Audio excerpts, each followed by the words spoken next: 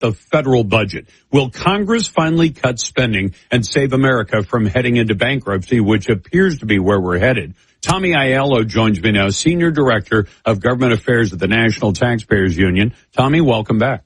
Good afternoon. Thanks for having me. So most people focus on the national debt. That's $37 trillion. That's kind of chump change compared to the amount of money we owe collectively for all the obligations of Social Security, Medicare, and of course federal pensions and things like that. But even without counting those, we're spending beyond our means by about $2 trillion a year, and we've got $37 trillion already on the Visa card. How do we get the Congress to cut us back to where we're at least paying our bills every year?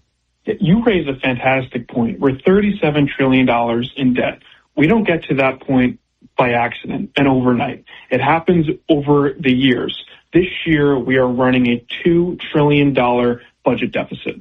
That means we're spending $2 trillion more than we take in. That's a big problem. And I think with the One Big Beautiful Bill that President Trump signed, it helps us address some of the core drivers of that, which is Medicaid.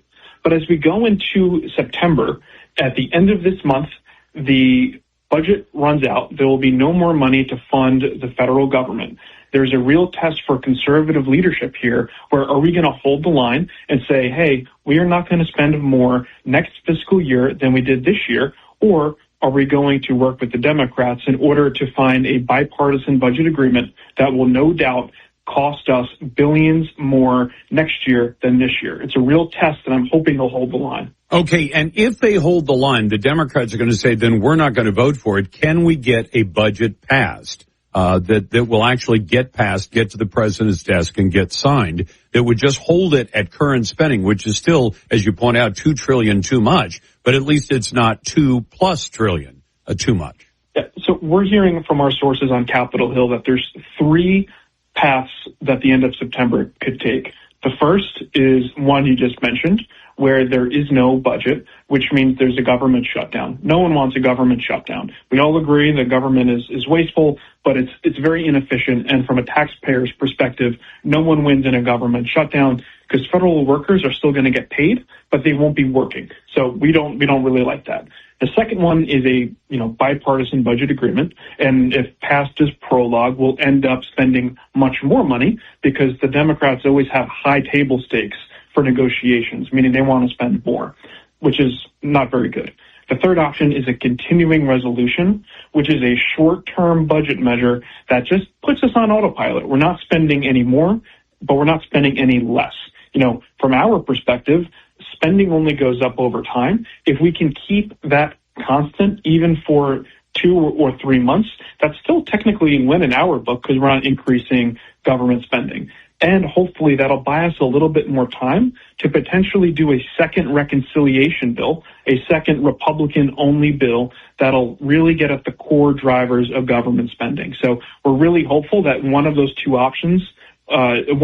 options is going to be good for taxpayers. But at this point, we just don't know which path we're going to go down. Okay, and you also identified, Tommy, I'm talking to Tommy Aiello from the National Taxpayers Union, that the entitlement packages are the big problem. And I know people on Social Security get angry when I call them entitlements, but it's the general term for Medicare, Social Security, federal pensions, things like that.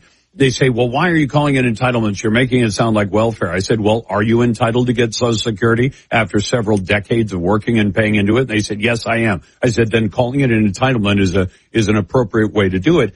But how do you go about doing that? Because there are probably three solutions there. Raise taxes dramatically to make it self-sufficient for now, even though it's kind of a Ponzi scheme from 1934 on, or cut benefits, which is not politically palatable or probably even tenable or doable. What's the solution to that problem? I hate to say this because it sounds such like a DC speak, but there is no good solution here. I think we have to look at this 8 years down the road, or even less than that, actually, because Social Security is going insolvent. Yep. In about 5 to 6 years, everyone on Social Security right now is going to receive about a 25% cut automatically in their benefits if nothing happens. So there is no magic solution here. Hopefully, as our economy continues to strengthen and more jobs are created under President Trump, we'll be able to have more people enter the workforce, more people pay those taxes that help fund Social Security and we can extend the longevity of the program. That's one piece of the puzzle. It's not a silver bullet, but unfortunately, we're in a really hairy situation. But, Congress, they act by deadlines. They always wait to the last minute to solve problems. Sometimes they make problems worse at the last minute. But I do think that this is going to be one of those things where we're going to be up against a deadline in 4 years from now, and then they'll figure out a way to solve the problem or kick the can down the road. It's not a great answer, but unfortunately, that's just the way Congress works. It's not, but Tommy, let me try. My audience would tell you I have crazy ideas all the time, but let me try you a crazy one that I tried a few years ago, and that was this.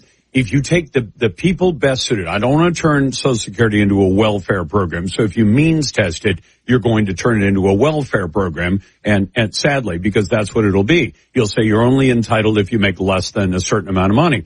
What if you did this? What if you said, if you want to, you can give up. My timeline for hitting Social Security has already shifted a couple of years, back in the 80s. But if you came to me and said, hey, I'll tell you what, Lars, give up a year.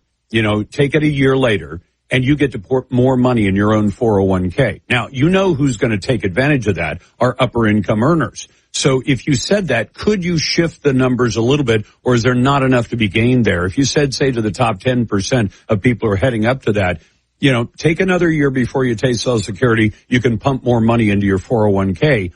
That it ends up costing the federal budget some money, but it doesn't cost Social Security. If Social Security could get out from under writing checks to, 2 million people, for another year, that would take some of the pressure off. And if those people were then allowed as the quid pro quo to put more money in their own retirement account, do you think that would be attractive?